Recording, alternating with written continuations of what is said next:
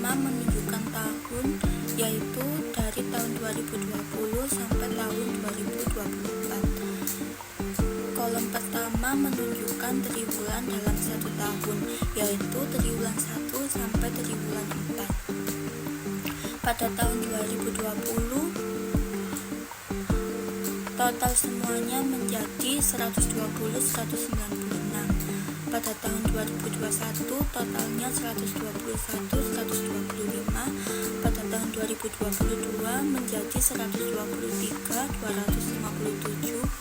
Pada tahun 2023 menjadi 123, 160. Dan 2024 122, 285. Tabel selanjutnya yaitu rencana penjualan.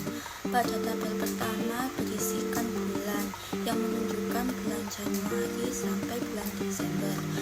Pada kolom kedua menunjukkan penjualan dalam unit yang berisikan mulai dari 9.600 sampai 10.600. Pada kolom ketiga menunjukkan harga jual yang konsisten sebesar 40.000. Dan kolom keempat menunjukkan total anggaran dari 384 juta sampai 427 juta. Tabel selanjutnya yaitu rencana kebutuhan pembelian bahan baku. Persediaan akhir yang diinginkan untuk bahan baku pertama yaitu krecek. Pada kolom pertama menunjukkan bulan dari Januari sampai Desember. Pada kolom kedua menunjukkan persediaan akhir yang diinginkan. Persediaan akhir yang diinginkan berisikan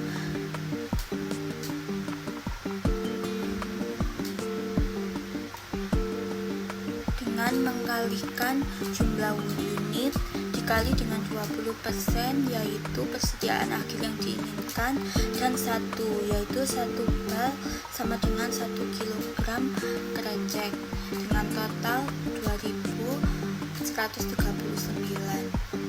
sampai 2046. Pada tabel rencana kebutuhan pembelian bahan baku, kemudian persediaan akhir yang diinginkan untuk bahan baku kedua yaitu minyak. Pada kolom pertama berisikan bulan yaitu dari bulan Januari sampai Desember. Pada kolom kedua berisi persediaan akhir yang diinginkan.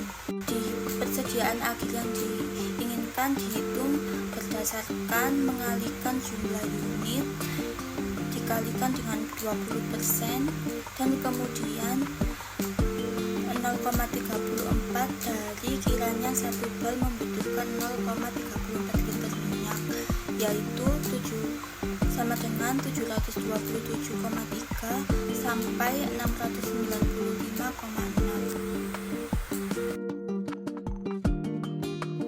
Pada tabel rencana pembelian bahan baku selanjutnya yaitu persediaan akhir yang diinginkan untuk bahan baku ketiga yaitu bumbu. Pada kolom pertama berisikan bulan yaitu dari bulan Januari sampai bulan Desember. Pada kolom kedua berisikan persediaan akhir yang diinginkan. Persediaan akhir yang diinginkan dihitung berdasarkan dengan mengkalikan jumlah unit dikalikan 20% dan dikalikan 0,08 dari kiranya 1 bal membutuhkan 0,08 kg bumbu sama dengan 171,1 sampai 163. Setelah persediaan akhir dihitung, tahapan selanjutnya adalah menghitung anggaran pembelian dan kebutuhan untuk masing-masing bahan baku. Perhitungannya adalah unit yang diproduksi dikali bahan baku yang dibutuhkan untuk 1 bal makaroni. Untuk krecek, yakni memerlukan 1 kilo krecek.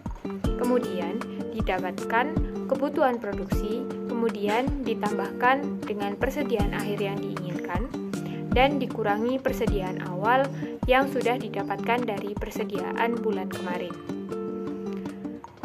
Setelah itu, hasilnya dikalikan dengan biaya krecek per kilo, yakni sebesar 12.500. Dalam hal ini didapatkan biaya berkisar 120 juta sampai 130 juta untuk setiap bulannya. Kemudian untuk anggaran pembelian dan kebutuhan bahan baku selanjutnya, yakni minyak.